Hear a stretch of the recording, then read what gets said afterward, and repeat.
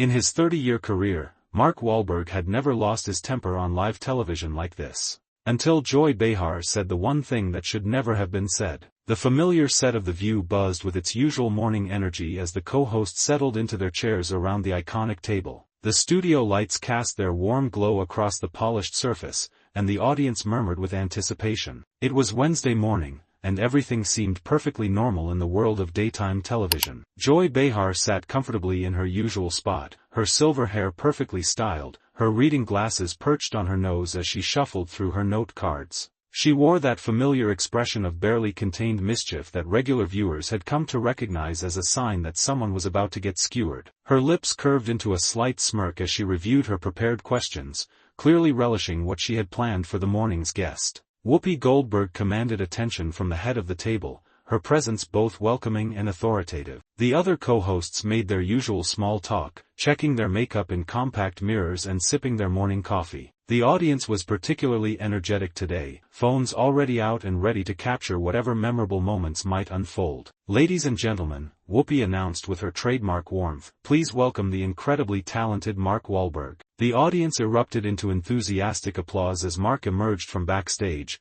looking every inch the Hollywood superstar he had become. At 52, he still carried himself with the confident swagger that had made him a box office draw for decades. Dressed in a perfectly tailored navy blue suit with a crisp white shirt and no tie, he embodied that effortless blend of Boston toughness and Hollywood sophistication that had defined his public persona. His smile was genuine and warm as he waved to the audience, that same charismatic presence that had carried him from his days as a rapper to becoming one of the most bankable stars in Hollywood. He moved with the easy confidence of someone completely comfortable in his own skin, stopping to high-five a few audience members in the front row before making his way to the guest area. Mark made his rounds, offering warm hugs to each of the co-hosts. He had always been gracious with the media, understanding that these appearances were part of the business. Everything about his demeanor suggested this would be another pleasant, predictable promotional visit. "Mark, welcome back to The View," Whoopi said warmly. "It's always great to have you here." "Thanks for having me," Mark replied, his Boston accent adding character to his words.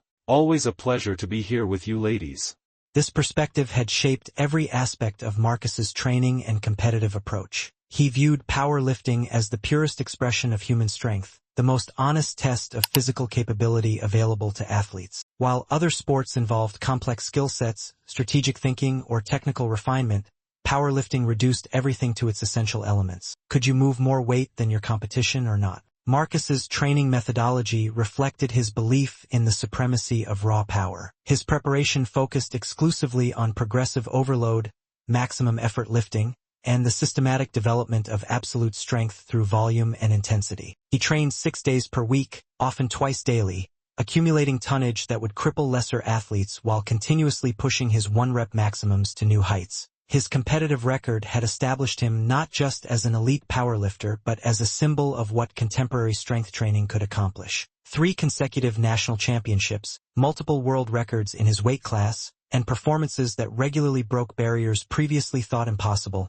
had made him a celebrity within the powerlifting community and beyond. The Iron Temple had become Marcus's kingdom, a place where his strength was legendary and his accomplishments were documented on every wall. He trained there not just because of the superior equipment, but because the environment reflected his belief that strength was the highest expression of human potential and that everything else, speed, agility, technique, even intelligence, was secondary to raw power. "I move more weight than 99.9% of humans who have ever lived," Marcus would say when asked about his place in athletic history. "That's not arrogance, that's just mathematical fact. Strength is measurable, objective, undeniable. You can't fake lifting 700 pounds. That Thursday evening, the Iron Temple was hosting a special exhibition called Strength Through the Ages, featuring powerlifters, strongmen, and strength athletes from different eras and disciplines demonstrating various approaches to developing human power. The event had drawn participants representing everything from Olympic weightlifting to Highland Games, all eager to showcase their particular interpretation of strength athletics. Among the evening's participants was Chuck Norris, who had been invited to represent martial arts conditioning and traditional strength training methods. Chuck's inclusion had come through fitness industry connections who appreciated his unique perspective as someone who had developed functional strength for combat rather than competition powerlifting. Chuck arrived at the Iron Temple dressed in simple workout clothes, a plain gray t-shirt and black athletic pants, his presence immediately recognizable but characteristically understated.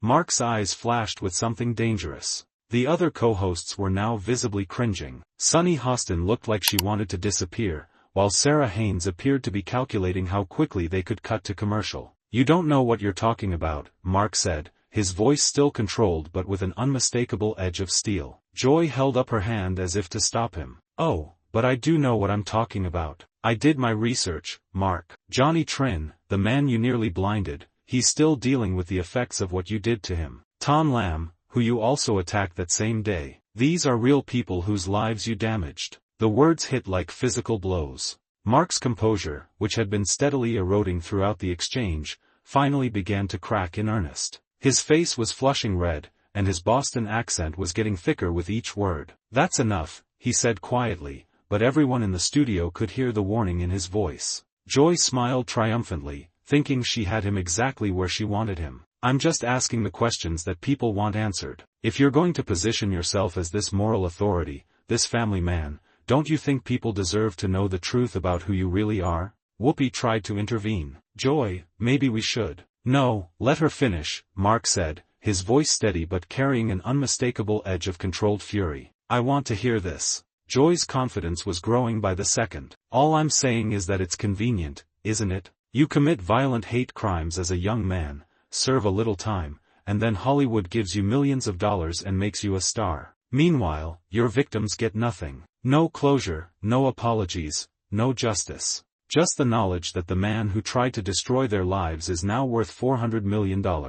Mark stared at her for a long moment, his expression unreadable. When he finally spoke, his voice was calm, but everyone in the studio could feel the power behind it. "You want to know about those men?" he asked quietly. "I'd love to," Joy said with obvious satisfaction. "Johnny Trin forgave me years ago. We met, we talked, and he accepted my apology. He said he was glad to see that I had changed my life around. But you didn't bother to research that part, did you?" Joy's smirk faltered slightly, but she pressed on. "That's one person. Tom Lamb and I have been in contact for over a decade," Mark continued, his voice rising now. "I've helped his family, supported his children's education, and we consider each other friends. But again, you didn't bother to find that out, did you?" The studio was electric with tension now. Joy's earlier confidence was beginning to evaporate as Mark continued. "You want to talk about my past? Fine. I was a punk kid from Dorchester who made terrible choices. I was angry, I was ignorant, and I hurt people. And I've spent every day since trying to make up for it." He stood up abruptly, his chair rolling backward. The audience gasped, and even Joy looked momentarily startled. "You want to know what I've done?" Mark's voice boomed across the studio, his Boston accent thick with emotion. "I've donated millions to inner-city youth programs. I've built community centers in underserved neighborhoods. I've mentored at-risk kids for 20 years. I've used my platform and my money to try to prevent other kids from making the same mistakes I did." Joy tried to regain control of the situation. "That's all very nice, but it doesn't erase what you did." "I never said it did," Mark shouted, his famous composure completely shattered now. "I carry that guilt every day of my life. But what I won't do is sit here and let you pretend that I haven't spent 30 years trying to make things right." The other co-hosts were frozen, unsure whether to intervene or let this explosive confrontation play out. The audience was completely silent, phones capturing every moment of this unprecedented breakdown. Joy made one final attempt to maintain control. "I think you're overreacting. I was just trying to have an honest conversation about." "Honest?" Mark's voice cut through the air like a knife. "You call this honest? You drag up the worst moments of my past, ignore everything I've done to change, and then pretend you're doing some kind of public service?" He began pacing behind his chair, his famous composure completely gone now. "You know what's dishonest, Joy? Sitting there pretending to care about the victims of violence while using their pain to score cheap points on television. You think you're holding me accountable? You're exploiting them just like you're exploiting me." Joy's mouth opened and closed, but no sound came out. For perhaps the first time in her television career, she was genuinely speechless. Mark stopped pacing and looked directly into the camera. "Let me tell you something," he said, his voice carrying across the silent studio. I'm not proud of who I was as a kid, but I'm not ashamed of who I've become as a man. And I don't need validation from someone who's never made a real mistake in her life to know that I've done everything I can to make amends. He turned back to Joy, who was now visibly shaken. But what really gets me is that you sit here, comfortable and safe, tearing down people who've actually done the hard work of changing their lives. You've never been tested, never faced real consequences, never had to rebuild yourself from nothing. The studio remained dead silent. Even the production crew seemed afraid to move. Mark picked up his jacket from the back of his chair and began putting it on with deliberate, measured movements. You asked me about accountability, he said, his voice now deadly calm. Well, here's some accountability for you. I was wrong then, and you're wrong now. Joy finally found her voice, though it came out as barely more than a whisper. I was just doing my job. Mark held up his hand, stopping her mid-sentence. Your job, he repeated, his voice rising again. Your job is to ambush people with their worst moments. Your job is to ignore redemption and growth and second chances. Your job is to make sure that people can never escape their past mistakes. He straightened his jacket and looked around the table at the other co-hosts, all of whom were staring at him with a mixture of admiration and shock. Whoopi, Sunny, Sarah, you ladies are class acts. Thank you for having me. Then he turned back to Joy one final time. And Joy, he said, his voice carrying a finality that made everyone in the studio hold their breath. She looked up at him hopefully, perhaps thinking he was going to apologize or walk back some of what he had said. That's enough. The two words exploded across the studio like thunder. Joy's face went completely white, her eyes widening in shock and disbelief. I've spent 30 years proving that people can change, that mistakes don't have to define you, that redemption is possible. But you're stuck in the past, dragging everyone else down with you. He turned toward the exit, then paused and looked back over his shoulder. And if you ever, and I mean ever,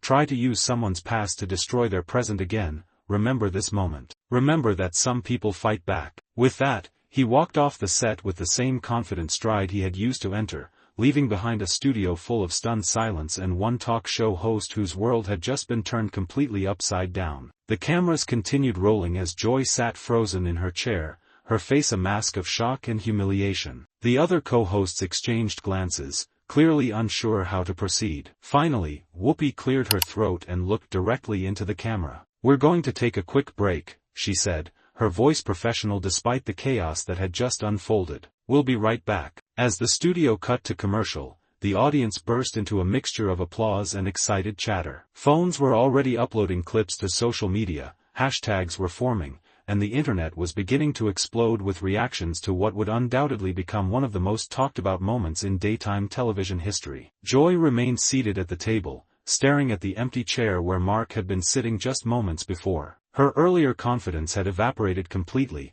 replaced by the dawning realization that she had just made a catastrophic mistake on live television. The aftermath was swift and devastating. Social media erupted with clips of the confrontation, with hashtags like hashtag Mark Wahlberg was right and hashtag Joy Behar crossed the line trending within minutes. News outlets picked up the story immediately, with many praising Mark's passionate defense of redemption and second chances.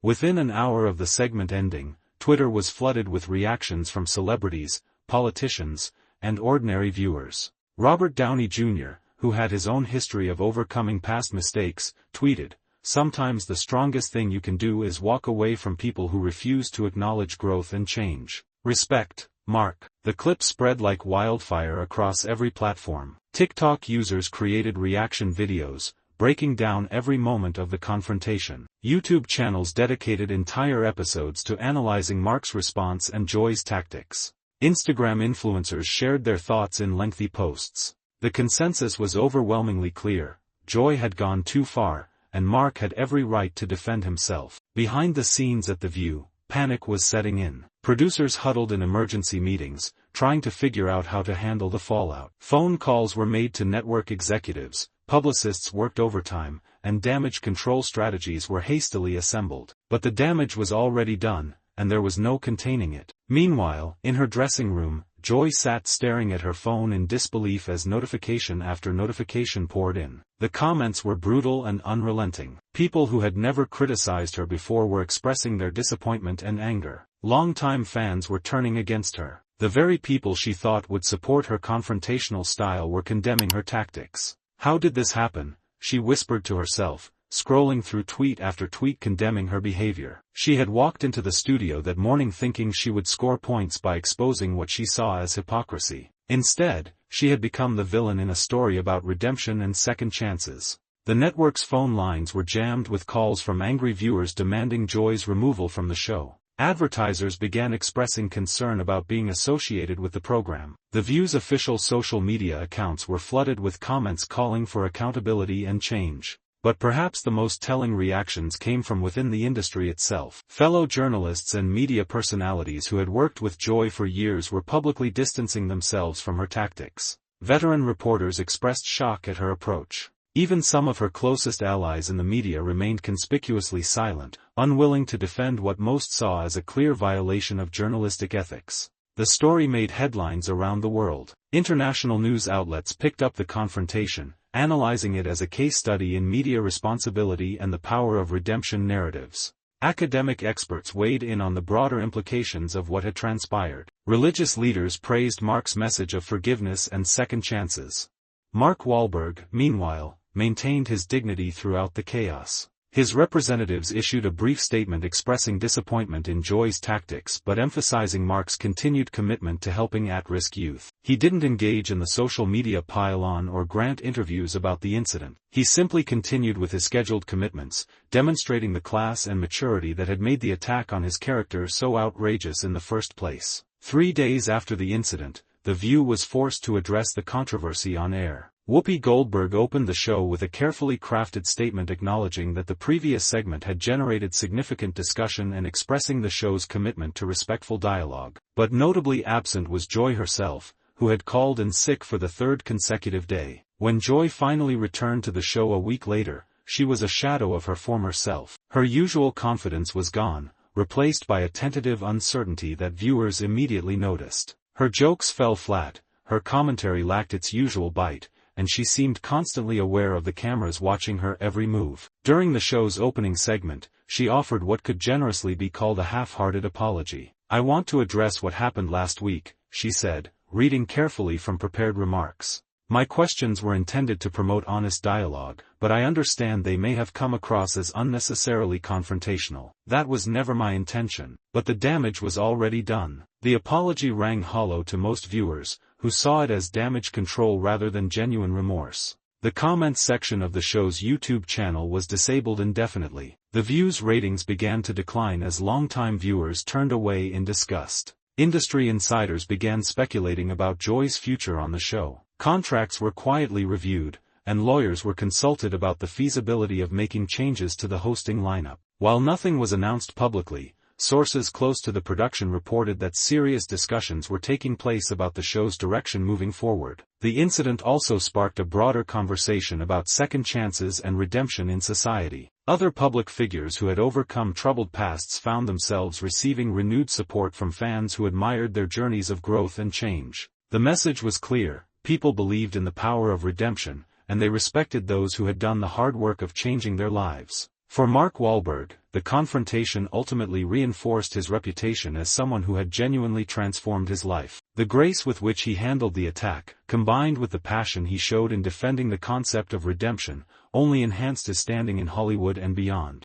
Offers poured in for new projects, his charitable foundation received a surge in donations, and he became a symbol of the possibility of real change and growth. The interview became a defining moment not just for those involved, but for the broader cultural conversation about how society treats people who have made mistakes and work to change their lives. Mark's response demonstrated that there comes a point where enough is enough, where a person has the right to stand up and say that they've done the work, paid the price, and earned the right to be judged on who they are today, not who they were decades ago. Joy Behar had spent years building her reputation as a tough interviewer who wasn't afraid to ask hard questions. But on this particular Wednesday morning, she learned that there's a difference between accountability and cruelty, between honest journalism and character assassination. She had crossed a line that should never be crossed, and Mark Wahlberg had reminded her, and everyone watching, that redemption is real, second chances matter, and some battles are worth fighting. The interview was over, but the conversation it sparked would continue for years to come.